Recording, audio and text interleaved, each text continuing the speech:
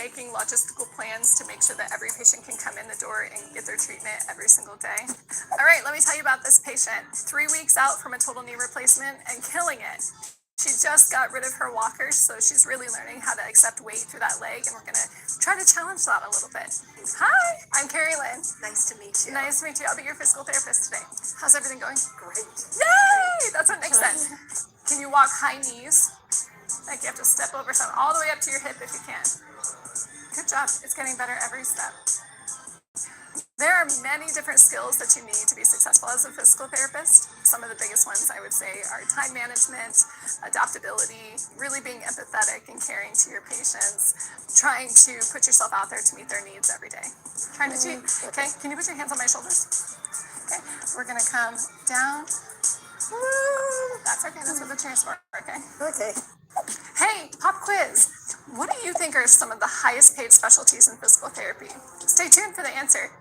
You're never going to get bored as a PT. There's so many different areas that you can dive into, and as soon as you start to get bored, you can go a different way. Outpatient PT is probably the most popular. You can also move into acute care, wound care, respiratory therapy.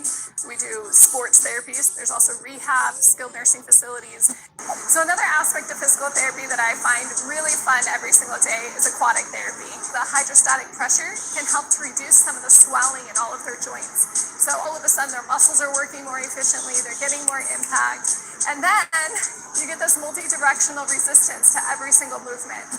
Now I have a shoulder patient. He has a really demanding job. We nail down the basics of shoulder stabilization so that he can build from that and really get back to all of the things that he needs to do each day. Good, hold there. Then you're gonna hold your hand up here. Don't let me push down. It's tough, isn't it? A little bit. Okay, and then how about like 10 o'clock and 2 o'clock? To become a physical therapist, I got my bachelor's degree from University of Arizona and then went on to my doctoral degree from Northern Arizona University. I practiced for a solid 5 years and really honed my skills, and then I went and got my board certification, and I decided that I really wanted to move more into leadership, so I went back to school at University of Arizona and got my master's in business administration.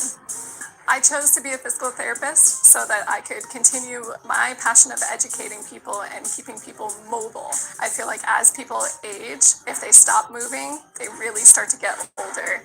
If they keep moving, they maintain that youth and vibrancy and love of life.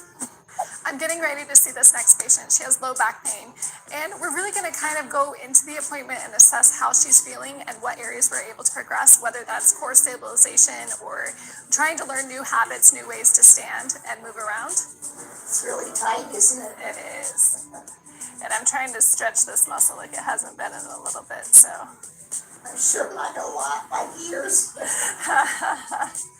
The pros and cons of being a PT. It is a really fulfilling job. I mean, you're making a difference for every patient that walks in the door every single day. And some of them are in tears because they just can't, they didn't think it was possible to get back to where they were and get back to the things that they love. So you're in a constantly evolving profession. There's always new research, always new ways to do things, always ways to strategize, diversify what you're doing. Cons, it's a fast-paced thing. You're seeing a lot of different people. They're in pain. When someone really hurts, they can be very short-tempered, be patient, be empathetic to their situation. So to get into the field of physical therapy, you have to get your bachelor's, your doctorate, then you're eligible to sit for the licensure exam. Whatever state you want to work in will also have a jurisprudence exam. It takes about 7 years of school on average. You're going to have 4 years for your undergrad and 3 years for the grad school program. There are some accelerated programs that can do it in 2 years, but you're really moving in those programs. My best advice is to stay creative and critically think about every patient. I think we can easily rely on all the books and all the evidence and all the data, but PT is an art form. It's taking all of that and applying it to the changes of every patient every day and figuring out the solution that works for them.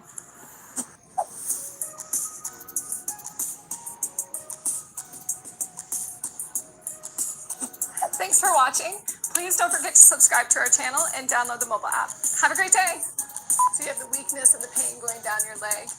That's gonna, what? You're gonna move differently. Right ने किया सबको डिलाई अब सिर्फ 530 रुपए में AI is here, ready to lead the way. Stand out. and build in-demand Gen AI skills with Coursera. Reshape the